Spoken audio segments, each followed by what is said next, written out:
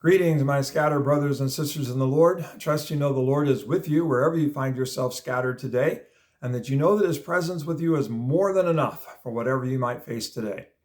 Well, we are back with Jesus, and he is being questioned about divorce and marriage.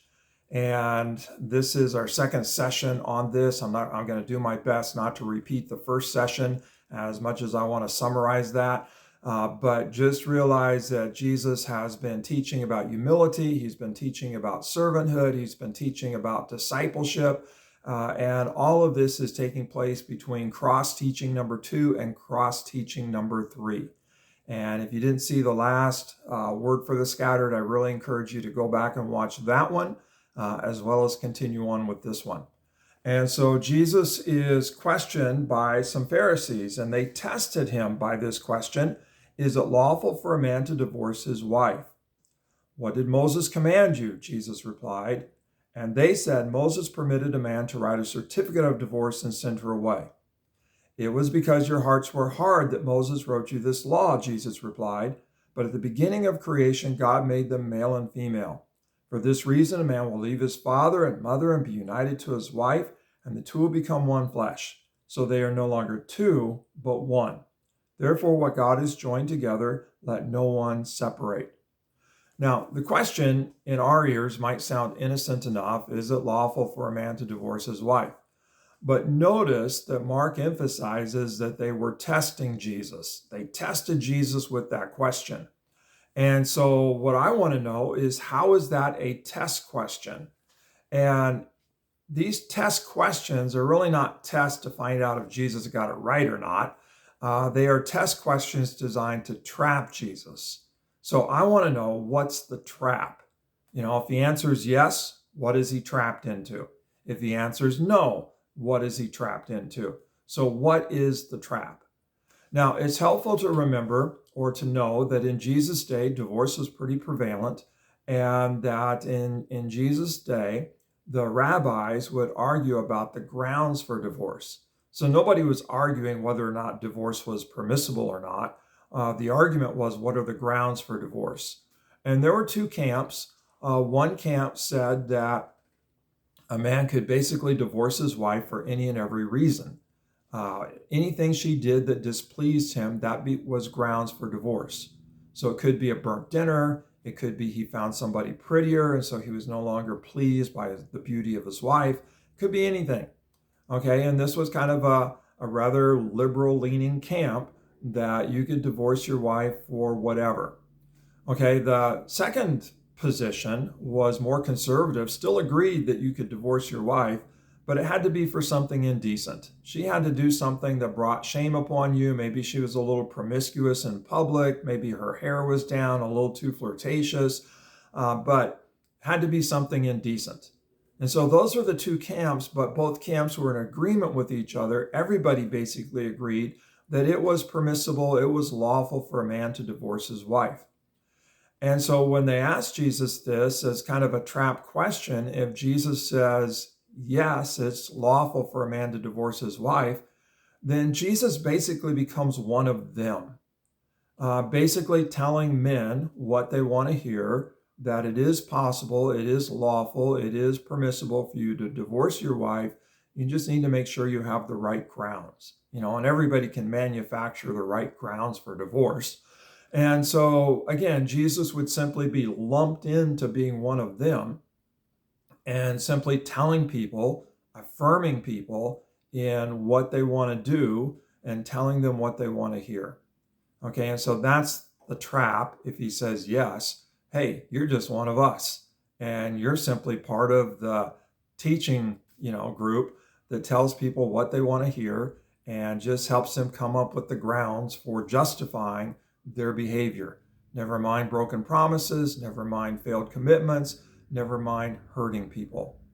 Okay, if Jesus says no, then the trap kind of cuts two ways.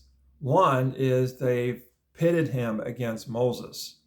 And so, well, wait a minute, Moses permitted it. Who are you to say we can't get divorced? Who are you to say that a man can't send his wife away? And so he's trapped there as going against Moses and somehow elevating himself above Moses somehow teaching something different than Moses. So that's a trap. And the other way that they would trap him is if he says no, not only is he going against Moses, but they can basically write him off as someone who is a hater, someone who has no compassion. Like, what about all the divorced people, Jesus? You're just going to write them off and reject them, and you're hurting them by saying that they shouldn't be divorced. And so Jesus becomes a hater, becomes someone who has no compassion for the divorce because he's going to say that divorce is wrong. And so you can see the trap question. I mean, it's a very real trap. Either you say yes and you're one of us, and you affirm people in their actions and telling them what they want to hear. Never mind the broken promises, never mind the damage that's done. You affirm people. Or Jesus says no, and he's putting himself against Moses, and he is out of line with Moses, and he can be written off as kind of a hater of the divorced. It's a live trap. Maybe you've been in similar traps. And so notice how Jesus gets through this trap. In a sense, he even flips it on those who are trying to trap him. And so Jesus responds with a question instead of an answer. What did Moses command you? Jesus replied. So it's like, you want to talk Moses? We'll talk Moses.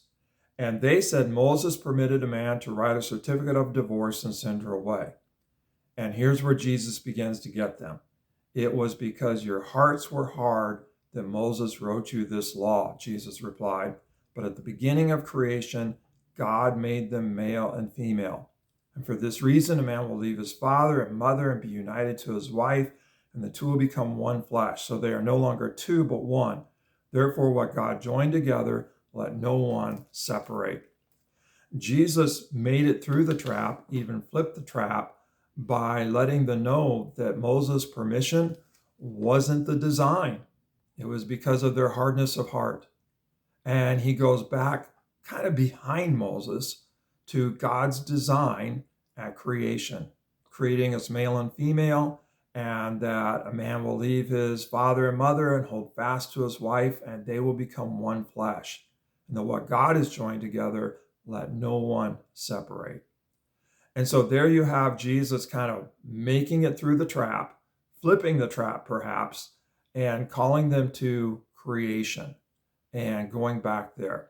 Now, maybe there's a lesson for us in that. Today, we can get trapped in lots of ways. Do we agree with this? Do we support that? And if we agree and support, then we're simply telling people what they want to hear. And that's a pretty slippery slope, as we're seeing in today's culture. And if we stand against people and say, no, that's not permissible, that's not right, then we are simply haters. And it's like we're elevating ourselves. Maybe Jesus is giving us some clues here that what we need to do is go back to creation. Well, we're going to talk more about that next session. For this session, the thing I want you to realize is if you're feeling trapped to where you can't give an answer because either you'll simply be telling people what they want to hear or you'll be written off as a hater, just know that Jesus was there and he's there with you. And I truly believe that as we seek him and his kingdom and his spirit, he will give us wisdom to navigate the traps. And maybe the key is to go back to creation. God bless. Have a great day.